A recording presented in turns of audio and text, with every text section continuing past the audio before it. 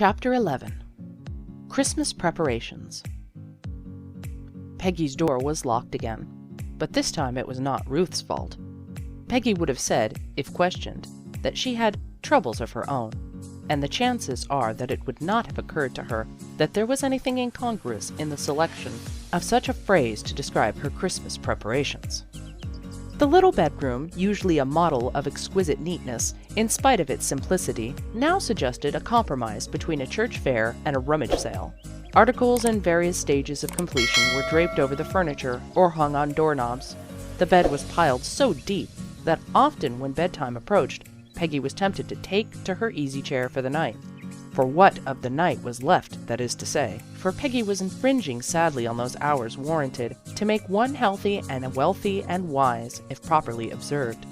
Mrs. Raymond was uneasy when she saw the gleam of light through the transom long after midnight, but Peggy met all remonstrances with the plead, "Oh, please don't say anything, Mother, till Christmas is over. You know I've got to finish." When Dorothy rattled the doorknob this particular afternoon, Peggy's start was suggestive of overstrained nerves. Her voice was unnaturally sharp as she demanded, "Who's there?" "Me." "You know you can't come in, Dorothy. Run away and play." The knob rattled again. It was not an aggressively loud sound, but Peggy was just tired enough to find it unendurable. Her lips tightened. "Dorothy, will you please stop that noise? This minute!" Surprise kept Dorothy motionless for almost 30 seconds. "What are you doing?" she asked after that amazing pause, her rosy lips close to the keyhole, her voice persuasive. "I'm making something you can't see. Please don't bother." Peggy jerked her thread savagely. She was, as a matter of fact, hemstitching the little petticoat of the doll she was dressing for Dorothy. She had laughed when her mother suggested that it was hardly worth while to take such pains. A strip of embroidery gathered and put in a band would please the child just as well. She isn't old enough to appreciate the work you are putting into these dainty little garments. "Work? I don't call it work. It's just fun," said Peggy blithely. "And it's such a tiny way round a doll's petticoat, Mother, that it won't take any time to speak of." There would have been time enough if there had not been so many things of the same kind, trifles demanding little time when taken separately, but together filling to overflowing Peggy's hours of leisure and infringing on the time she needed for recreation and sleep. She thought of them with a sense of nervous apprehension, which was far removed from anything festive. There were 2 of the sweet peas on her mother's centerpiece not yet finished, and those sweet peas took so long. "I must finish Aunt Rachel's bureau scarf tonight," Peggy thought. "I've got to allow for the mails being slow. Perhaps I'd better leave this till that is done, for I can finish the doll the very last thing." She tucked the petticoat out of sight and produced the bureau scarf from under a rainbow litter of Dresden ribbon, scraps of silk, and odds and ends of lace, all of which Peggy designed for a special use. "Next year," thought Peggy, frantically attacking the bureau scarf, "I'm going to begin my Christmas presents New Year's afternoon. Perhaps if I start the 1st of January and keep right at it through the year. Why, what's that?" There was a sound in the hall, a choked, low, pitiful sound that seemed startlingly out of place with Christmas near. The bureau scarf dropped to the floor, the spool of thread and the thimble made a beeline to hide themselves under the dresser, as if they both had enough of getting ready for Christmas. Peggy herself lost no time in turning the key and bolting into the hall, where Dorothy, a pensive little heap, her face hidden on her knees, was weeping. Dorothy had a variety of ways of crying. When angry, her tears were accompanied by shrill squeals, as pathetic as a fife playing Yankee Doodle. If she hurt herself, she was more likely to relieve her feelings by noise than by tears, suggesting those summer showers whose thunder peals and lightning flashes prepare us for a deluge, but which content themselves, after all, with a few scattering drops. These emotional outbreaks on Dorothy's part, Peggy took philosophically, but when she cried softly, hiding the face down, which the big tears were coursing, while the sobs shook her little body, then indeed it was another matter. "Dorothy!" Peggy cried, dropping down on her knees beside the despondent figure. "Dorothy, what is the matter? What are you crying about?" "Aunt Peggy!" It was a full minute before Dorothy could answer, and then the quiver running through the words pierced Peggy's heart. "Ain't Christmas going to be over pretty quick?" "It comes next week, honey." "Well, I'll be glad when it's gone." A great sob emphasized the statement. "It's such a horrid time." Dorothy! Peggy was aghast. You can't mean that you don't like Christmas. It's a horrid time, Dorothy repeated with every indication of sincerity. Folks lock doors, and then they tell you to go and play, and there ain't anything to play. And there's nice things, but you can't see 'em. She sobbed again as she painted the black picture, and Peggy hastened to explain. But darling, you will see them on Christmas Day. Think what a good time you will have when you find out all the secrets. But I want a good time now, said Dorothy explosively. For once, Peggy had no reply ready. What was there to be said? Of course Dorothy did. Who could reasonably expect this little human thistledown to fold her hands and wait patiently through weeks of Christmas preparations in which she had no share? Peggy, absorbed in her plans, had found no time for the stories Dorothy loved, for the little after-supper frolics, for candy pulls in the kitchen, for walks over the snow. All these joys had been discontinued with a vague promise of something very nice to happen by and by. What wonder Dorothy was dissatisfied. And getting ready for Christmas is almost the nicest part, Peggy thought, and here I've locked my door and shut her out of it. It's no wonder she thinks Christmas is horrid. She lowered her voice mysteriously. Dorothy, how would you like to help me make a Jack Horner pie? The hands which covered Dorothy's eyes dropped to her knees. The little face revealed was more suggestive of April than of December, with the wet eyes shining and the dimples swallowing up stray teardrops.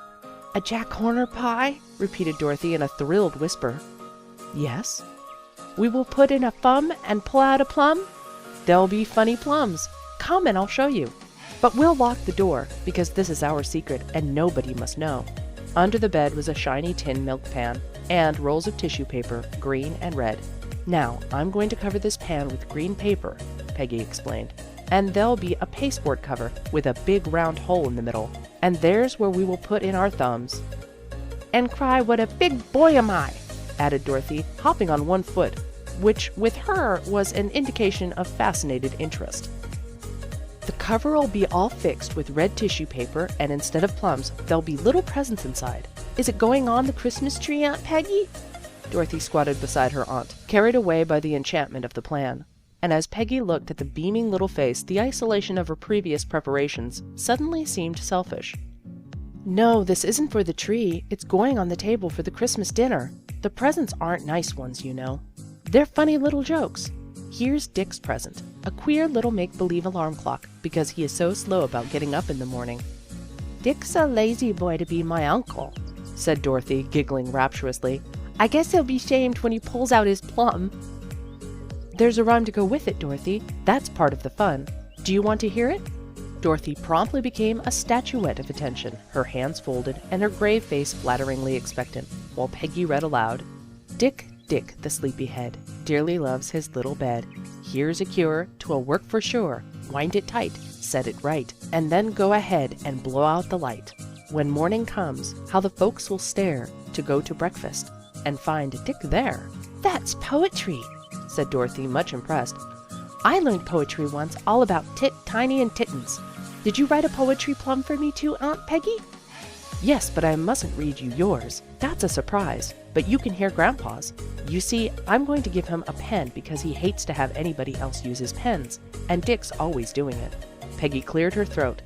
This is Grandpa's poem. Now here's a pen for the best of men, and I wish it were purest gold.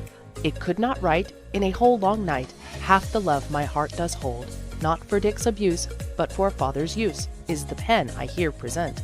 May it long keep bright and continue to write as well as the maker meant. I'm going to write some poetry too for my Christmas presents, said Dorothy, fired to emulation. I'm going to say, this is for Aunt Peggy because she's eggy. But I wouldn't be eggy, I hope, exclaimed Peggy, laughing with an abandon rare in the last 10 days. So your poetry wouldn't fit? Dorothy's face fell. Oh, she exclaimed, with perhaps a glimmering appreciation of the truth that art is long. Oh, I didn't know that poetry had to be true. She gave up her ambition for the time being. What's Grandma's poetry, Aunt Peggy? Peggy unfolded the slip of paper willingly. She was proud of that attempt. We could have a jolly Christmas, though old Santa Claus should go. We could do without a turkey at a pinch, and to spare the cheerful holly and the festive mistletoe would rather in the nature of a cinch. There is only one thing needed, as you'll readily agree. one essential that surpasses every other. For all absurd endeavors, the most imbecile would be just to try to have Christmas without Mother. I'm going to have Christmas without my mother, Dorothy remarked unexpectedly, and Peggy read on rapidly to avoid arguing the point. Though the chimney corner stockings should be limp on Christmas Day, though the postman on his rounds should fail to ring, though of all our friends and neighbors there was not a one to say, Merry Christmas, or some other proper thing, still I think we could be happy, meet the day with faces bright, drawing just a little closer to each other, but there isn't one among us who could keep his spirits light, if we had to spend a Christmas without Mother. Dorothy had heard poetry enough by now. She moved about the room, keeping her plump hands tightly folded in her effort to comply with Peggy's caution not to touch. And Peggy, working busily at the construction of the Jack Horner pie, found Dorothy's presence no drawback to her progress. As a matter of fact, there is such a thing as hurrying till one is unable to accomplish anything.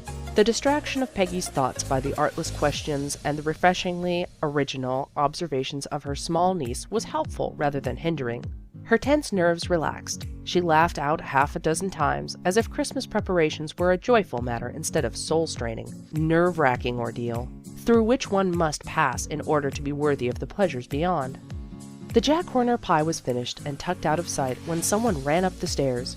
"Peggy!" said a breathless voice out the door. "Peggy! Oh, Ruth!" Peggy sprang up with hospitable intent, but Dorothy frowned. "We're pretty busy," she said warningly, and in tones distinctly audible in the hall. Peggy threw the door ajar, disclosing her friend's flushed face and heaving chest. "You should put a coat on instead of running to keep warm," scolded Peggy. "I'm warm enough." Ruth made an impatient gesture. "Peggy, there's another." "What, you don't mean—" "Shh!" Ruth drew Peggy out into the hall. "Yes," she replied, nodding mysteriously. "It's another letter from Maud." Peggy regarded the square envelope her friend held toward her and frowned as she drew back. "I don't want it. I shouldn't have read the other if I'd understood." "Peggy, it's the strangest thing I ever heard of. It's just like the first." "Just like the first? I suppose you mean—" "I mean it's word for word like the other one. Do you suppose she could have forgotten that she had written him and thanked him over again?" "If that's the case, she must be a very stupid person," Peggy pronounced judicially. Then curiosity prompted her to ask, "Did Graham leave that lying around too?" Ruth flushed hotly. "No, I took the mail from the postman, and I recognized the monogram.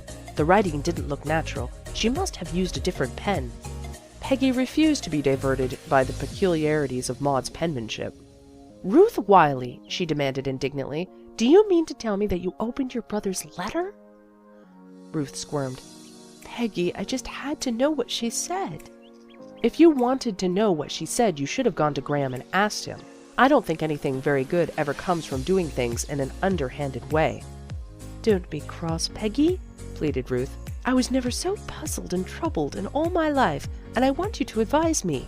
"I am advising you. Go to Graham about it, or else tell your father. That's the only advice I can give you, and the best you're likely to get from anybody." "I can't do that," Ruth returned despairingly. Resentfully, she studied the address on the letter she held. "Christmas is just spoiled for me, Peggy. I can't think of anything but Maud, and the way Graham is wasting his money, and how deceitful he is, and how poor father would feel if he knew." She swallowed down a sob, and almost remorsefully, Peggy threw her arms about her and hugged her.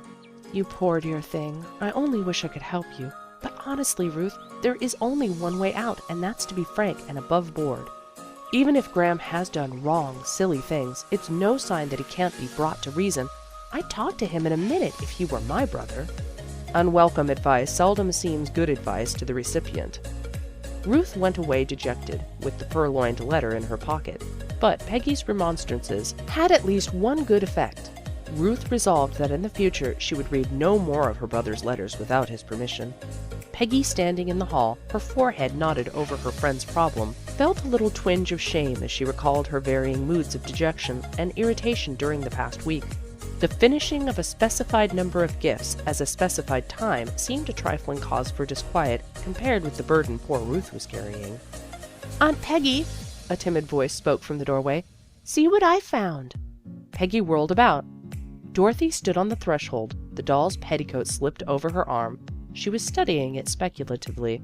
It looks some like a sleeve, Aunt Peggy, a sleeve to a little girl's dress. Peggy stifled the irritable exclamation which rose to her lips with such unwonted readiness, pulled the petticoat from Dorothy's arm, and set it upon her curls. It looks to me now like a cap, she said cheerily, a real little dunce cap. Look in the glass and see. Dorothy gazed at her reflection in the mirror, and agreed rapturously. It looks exactly like a dunce cap, Aunt Peggy, and then I'd be the little dunce, wouldn't I? Or might it be, she made the suggestion diffidently, it might be a little teeny petticoat, but I guess it isn't, 'cause then there'd have to be a dolly to go with it. And anyway, I'm not going to pry, 'cause Christmas is coming.